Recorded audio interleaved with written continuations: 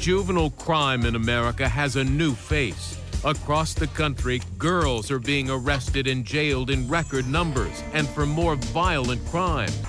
We had one young girl who had come in for a kidnap, several others for drive-by shootings. I started using drugs when I was 11. When I was 12, I started doing crank. And then when I was 14, I stopped doing crank. I got more into crystal. The vast majority of girls, they aren't bad. They're hurting. And what they're trying to tell us is that they're hurting. And the question is, are we going to listen, or are we just going to turn a deaf ear and put them in a cage? Alex King. He is one of the young men accused of actually brutally beating or helping to beat his father to death. Although this is not his trial, this is the trial of Mr. Chavez, the adult co-defendant, who is having a separate proceeding.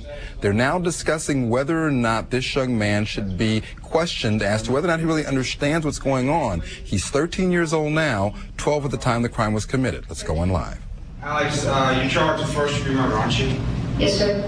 And I want you to know, I want the jury to know that I'm giving you what's called use immunity. That means that you can tell the truth here today, you can testify, and whatever you say here today can't be used against you. Do you understand that? Yes, sir. Because you understand that you have a right not to testify.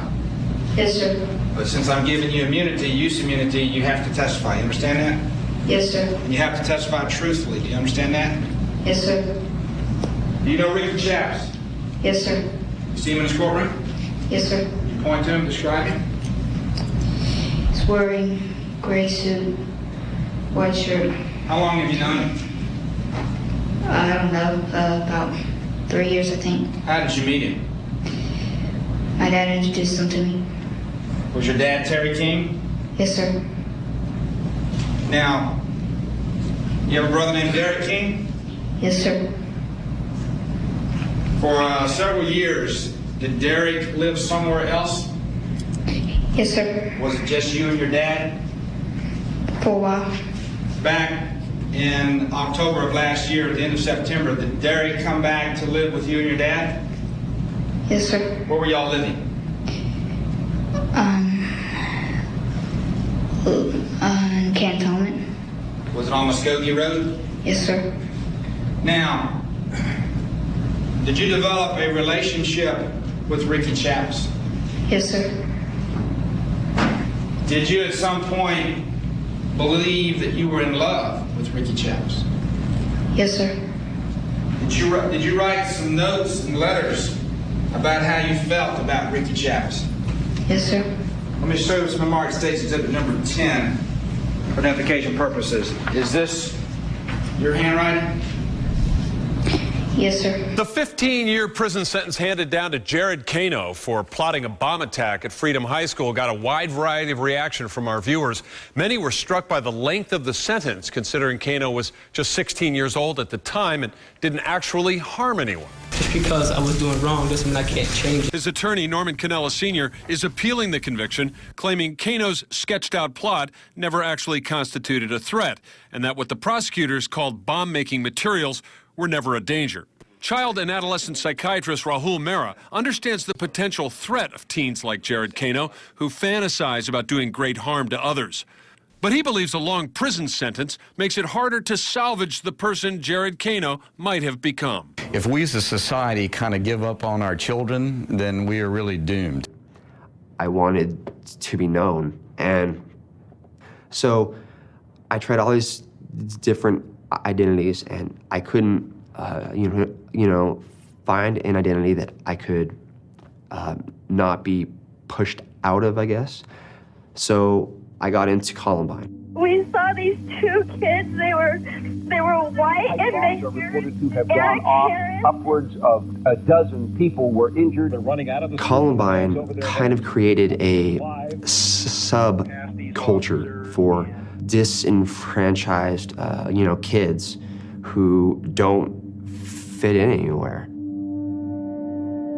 I saw at the time they transcended their high school.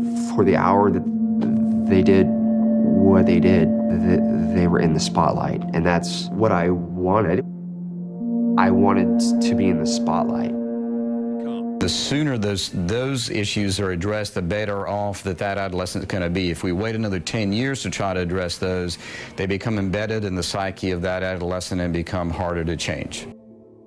I think the criminal justice system interacts with broader patterns of society in a way that results in injustice and unfairness.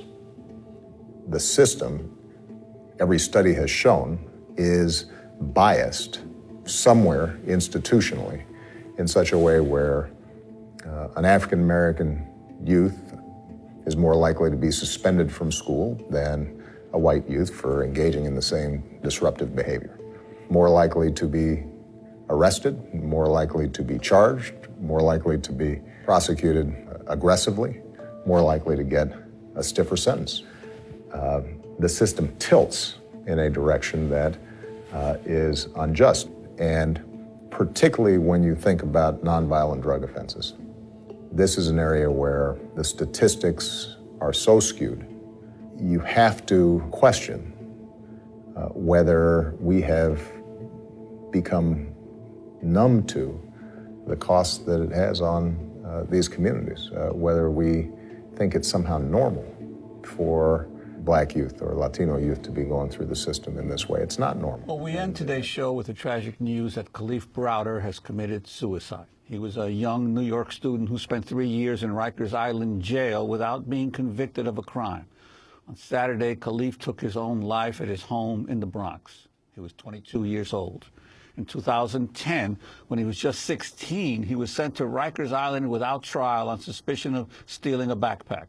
Surveillance camera footage shows him being abused on 2 separate occasions. In one clip from 2012, the teenager is seen inside Rikers Central Punitive Segregation Unit, better known as the Bing. As a guard escorts Kalief to the showers, Kalief appears to speak, and then the guard suddenly, violently hurls him to the floor, although he's already handcuffed. In a separate video clip from 2010, Kalief is attacked by almost a dozen other teenage inmates. I tried to resort to telling the correction officers that I wanted to see a psychiatrist or a counselor, something. I was telling them I need mental help because I wasn't feeling right. All the stress from my case, everything was just getting to me, and I just couldn't take it. I just needed somebody to talk to. I needed to just I just needed to talk and be stress-free. But the correction officers, they didn't want to hear me out. Nobody wanted to listen. On the night of his arrest years ago, Kalief Browder was walking home from a party with his friends in the Bronx, May 15, 2010, when he was stopped by police based on a tip that he had robbed someone weeks earlier. He told HuffPost Live what happened next. They had searched me, and the guy actually said, at first he said I robbed him and I didn't have anything on me. And that's you say nothing, you mean no weapon and none of his property? No weapon, no money, anything he said that I allegedly robbed him for. So the guy actually changed up his story and said that I actually tried to rob him, and then another police officer came and they said that I robbed him 2 weeks prior, and then they said we're going to take you to the precinct and most likely we're going to let you go home, and then I never went home. That's right. Kalief Browder did not return home for 33 months, almost 3 years, even though he was never tried or convicted. For nearly 800 days of that time, he was held in solitary confinement. He maintained his innocence, requested a trial, but was only offered plea deals while the trial was repeatedly delayed. Near the end of his time in jail, the judge offered to sentence him to time served if he entered a guilty plea and told him he could face 15 years in prison if he was convicted. He refused to accept the plea deal, was only released when the case was dismissed.